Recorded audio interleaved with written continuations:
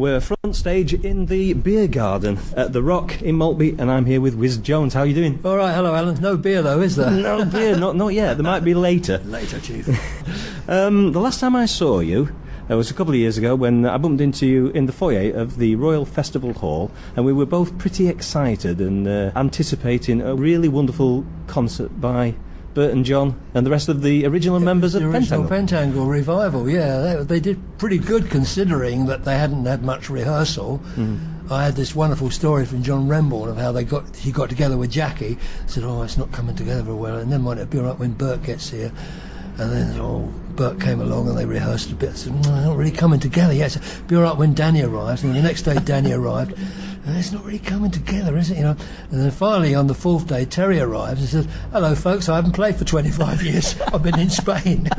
But considering all that, they did a bloody good show, yeah. They did, yeah. Well, I saw John Remborn recently, and he was saying he had fond memories of it. But they were quite... just before going on stage, they all looked at each other and thought, what the hell are we doing? Yeah, right. OK, so we'll go right back to something that happened in... Well, an astonishing 50 years ago, when you appeared on the Tonight programme. I think Cliff Mitchellmore was presenting it, and he'd sent Alan Wicker out to... the sleepy coastal town of Newquay. As it was then. As it was then. Sleepy. Yeah. And the town had been taken over, as they put it, by beatniks. And you were there, weren't you? Yeah, I think I'm very embarrassed about that being on YouTube, because when I think back to that occasion, I mean, Alan Wicker had been a war hero. He'd seen his mates die next to him. He was a photographer on the front line and everything. And he was sent off down there to interview a load of stupid kids who were complaining because they couldn't get a cup of tea. He must have thought we were really pathetic. Yeah. But in fact, he was actually on our side. He could see the kind of political implications of it all. When he was interviewing the councillor guy, saying, well, have you had any complaints? He said, well, actually, no, we haven't had any complaints yet, but we will. But it's ironic now because they're suffering a really big invasion of people. All the surfing contingent are great, but you get all kinds of extra hanger-on people, and they're in just the same condition now as they were 50 years ago, complaining about the influx of people spoiling the town, so times don't change. They don't change. But the thing is that you had a point, because you said, all I want to do is travel and play music. What's wrong with that? No, Alan was very good. In fact, he was way ahead of me. I mean, I thought I was the bee's knees. I thought I knew it all. I'd read Kerouac's On the Road, and I said to Alan Wicker, Jack Kerouac, On the Road, great book, Alan, great book. And he said, yeah, and there's some wonderful passages in the other book, Dharma Bums. And I'm going, yeah, I hadn't read Dharma Bums. He'd read everything, and he was way ahead of me, even in spite of his suit and collar and tie and everything, he was way ahead of it. I was just very naive and young, Yeah. This predated the hippie movement and the Summer of Love by almost 10 years, really, yeah, didn't it? maybe. I mean, it was really came out of the jazz scene, the New Orleans and traditional jazz scene in Soho and up in the north as well. You had this kind of a desire to look different to everybody else, and you became known as bohemians, like Augustus John and all that. And it just really came from that, really. Yeah. We used to see ourselves as sort of bohemian jazz freaks, really. But then the beatnik thing, that was an American term. But looking back on it, it was very silly, really. I mean, when you're young, you do silly things. You go over the top a bit, as a statement against society or against your background. I was just trying to find myself, I was looking, I wasn't educated, I come from a very poor working class background. I'd left home very, very young, and I didn't really know what was going on, but I was looking for something, and it led me to be a bit extreme, which not by today's standards was I extreme, but in those days I was. I mean, long hair in those days was quite unusual. It was, wasn't it? Yeah. I think that was the thing that got you all into the trouble that you were in, because it was unusual at the time. Well, that brings us around to the music. I mean, around that time, late 50s, you got involved with music. What was your original influences? I'm assuming it was the bluesmen coming over. Yeah, well, no, it was before that. It was a mix. It was a mix of listening to European radio stations like Paris Inter and Voice of America USA, listening to what was then the third programme, people like Paul Oliver and Alexis Corner playing all these really old blues records and folk records. It's a combination of that and the country and western scene, Hank Williams and that stuff, hearing that on the radio, and going and seeing people like Ewan McColl in the early years of the folk scene. So I kind of was impressed by all of it, by traditional English music, Scottish music, Irish music, blues, folk, rock, everything. Yeah. And it all just came together. I started out with a sort of skiffle group to begin with, but we were doing Hank Williams and R&B things, you know. So I mean, that's how it happened. It just crept up on us, really. And did you all then gravitate towards Soho and, you know, yeah, Lake I Kazans did. and all Being that? a Londoner, yeah, I did. I was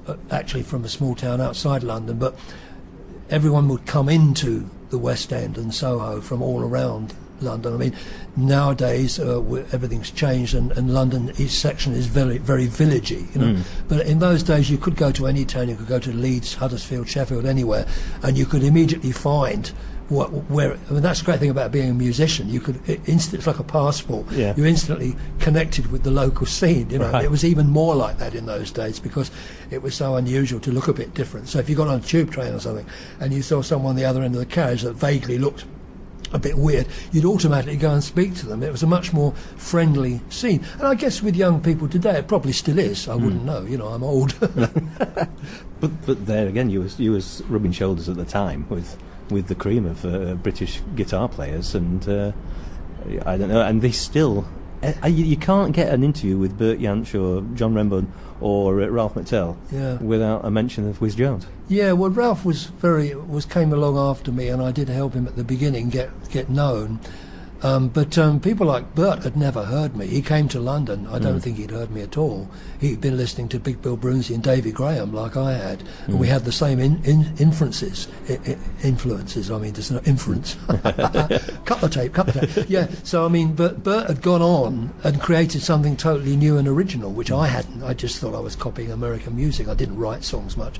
I had a source of songs from my artist friend Alan Tunbridge, but in general I didn't write.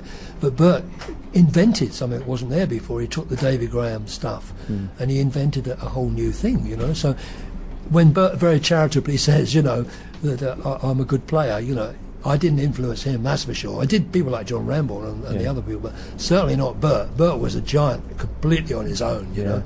Yeah, I mean, he's been a bit poorly just lately, but he's still okay at now. it. Yeah, he's okay, good. yeah. He's still at it, and John's still at it. I saw him a couple of Yeah, weeks there's ago. still a few of us left. Yeah. You still enjoy it as much? Oh, yeah, I still enjoy playing. I mean, the logistics of it and the economics of it are much harder now. Inevitably, with so many more generations coming up, so much good talent around, and quite a few less venues, really, to do. So you're chasing the same venues all the time. And it's also very much more linked to the media now than it ever was. You know, someone like C6 Steve can come over and get on TV, and overnight he's getting gigs all over the country. You know, it's good. He deserves it. He's good, but it's a different situation to what it was in my day. There wasn't that infrastructure, you know, that business situation. You know. Yeah. The thing is, you have worked with bands over the years. You've had your own bands, and then you had that wonderful duet you had with Pete Stanley, the banjo player. Yeah. And so you've done all that, but you've come back to being this folk blues troubadour, which you always was, and are you happy? Are you comfortable? I am fairly with that? happy. I mean, it is for economic reasons. I would much rather be working, ideally, say, all the time with one of my sons, who is a jazz saxophone player and blues harmonica player, but that's not economically viable. No. I mean, we have been working together over the years, on and off, but not at the moment. And I occasionally work with Pete Berryman, who's a very fine guitar player, and the two of us together can present a much more interesting, varied, you know, melodic sort of thing. But it is a question of economics, really, these days, you know. And there is advantages to playing on your own, because I'm not a good timekeeper music-wise. So if I drop a beat or change a bar line, nobody's going to bother, you know, and get annoyed that they've got to catch up or something, you know. So there are advantages too. Yeah.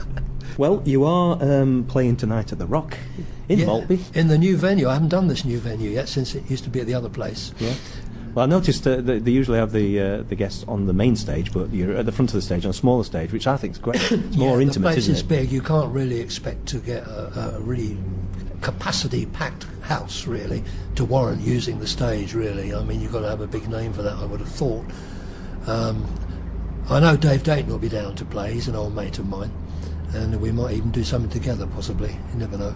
Fantastic. Well, we'll look forward to it. Okay, well, thanks for talking to me. No problem. Thank you.